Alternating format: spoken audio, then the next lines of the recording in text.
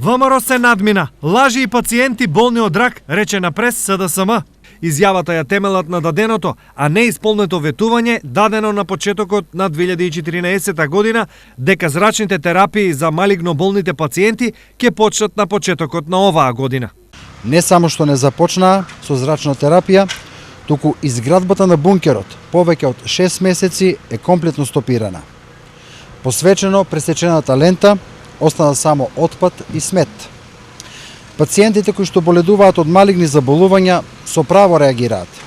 Тие се приморани секојдневно да патуваат до Скопје. Манипулациите на Груевски и Тодоров немаат граници. Ги излажаа пациентите на кои што зрачните терапии живот им значат.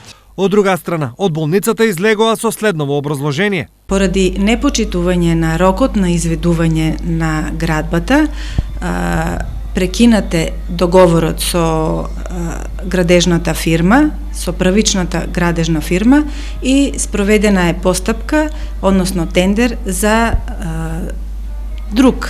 друга фирма која ќе го доврши тоа. Тендерот е завршен и сега ќе се започне повторно со довршување на градбата на акцелераторот. Кога и со која динамика ќе продолжи изградбата на бункерот се уште е неизвестно. Инаку во регионот има најмалку 3500 пациенти болни од некоја форма на канцер и кои имаат потреба од зрачење.